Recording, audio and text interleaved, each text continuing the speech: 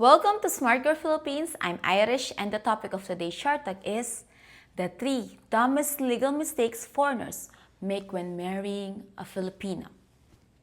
So you came to the Philippines and found an amazing Filipina and you want to spend the rest of your life with her. That's a smart move. Filipinas make amazing wives. We're beautiful. We're family-oriented. We're good in the kitchen.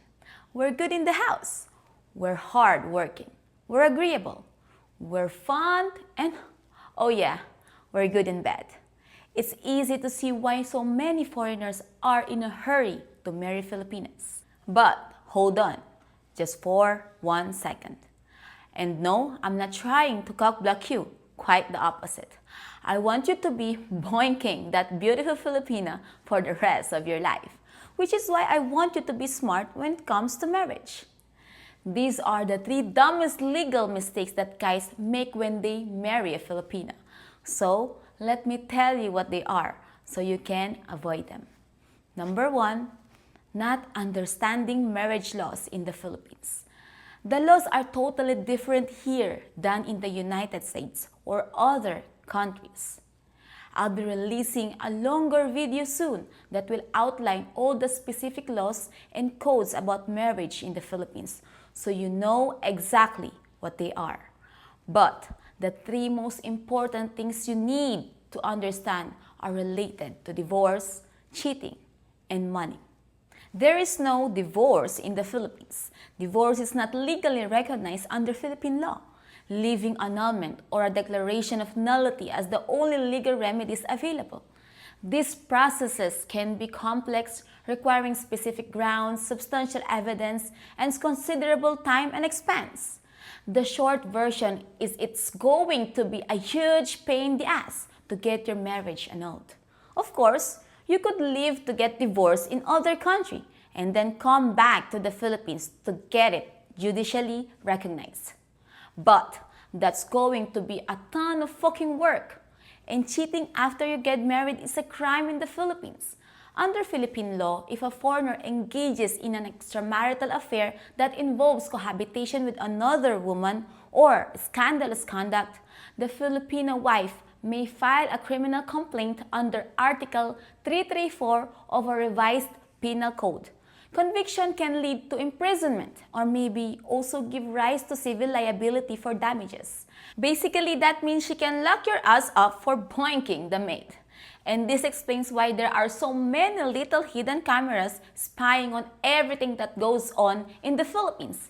This explains why people wear masks. This explains why most car windows are tinted.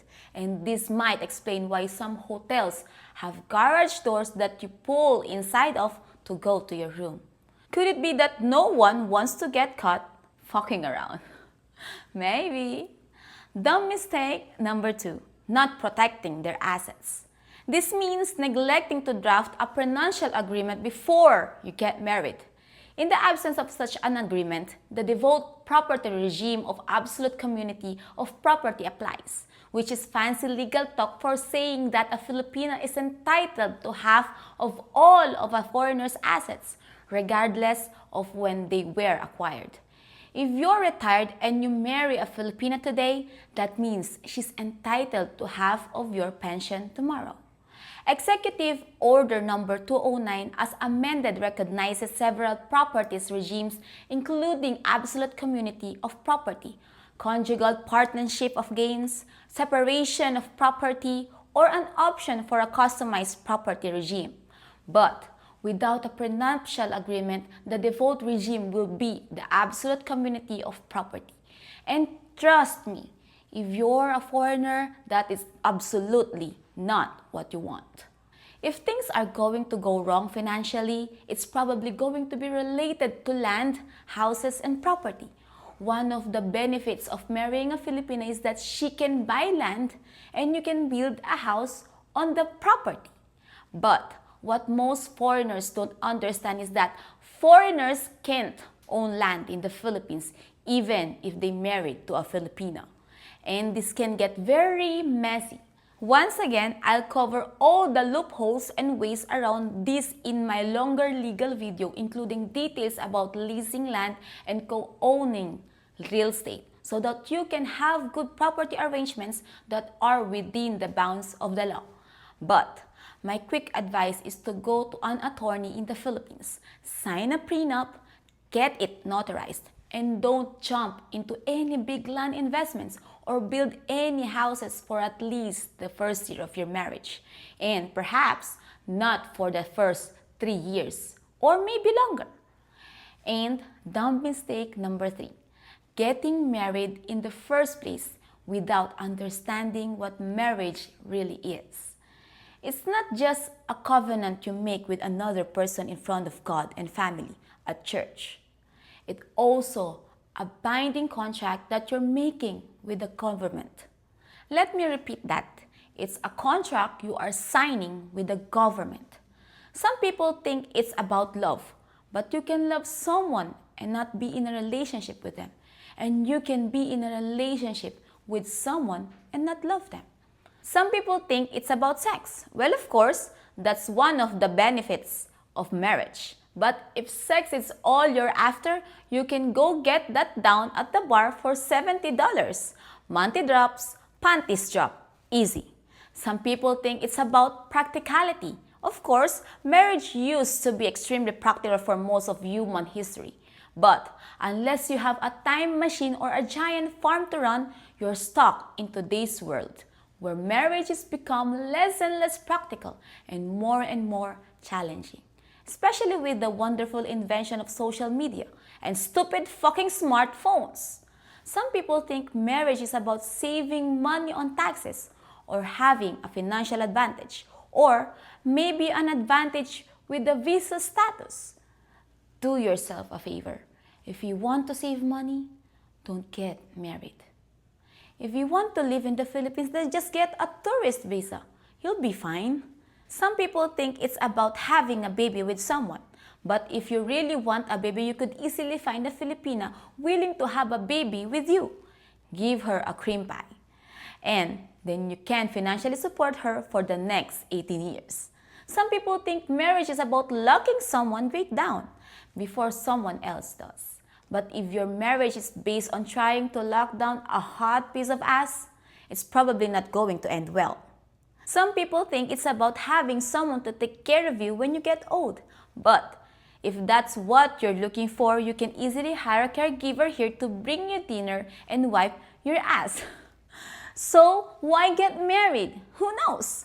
That's why it's such a magical and wonderful thing. It's not just a human decision, but it's a divine act where two people become one. That means your ego has to sacrifice itself to the relationship. And that can be a very hard thing to live up to. A love affair only lasts as long as the bloom is on the rose, but a marriage is a lifetime commitment. And like the thorns on a rose, the difficulties are part of its meaning. Marriage isn't about living together, or love, or sex, or care, or tax breaks, or babies, or providing money or cooking dinner, but it's a commitment to a mystery, to something larger than yourself. Let me conclude by saying that marriage with a Filipina can be a wonderful thing. It could be the best thing that's ever happened to you. It could save your life. It could make you young again. It could give you incredible joy to last a lifetime. It could be the second chance at starting a family you've always wanted. It could give you a best friend to go through all of life's joys and hardships together. But if you're going to marry a Filipina, make sure you're smart about it. Don't be dumb. What do you think? Please let me know in the comments below. If you enjoyed this video, you may consider joining my free weekly newsletter called SMART123. Every Thursday, you receive an email with 3 ideas about love, 2 ways to be smart in life and business, and 1 bit of personal Filipina life advice from me. Just click the link in the description below to try it out. It's free, and you can unsubscribe at any time. And as usual, don't forget to hit the like and subscribe button for the good luck of the Philippines.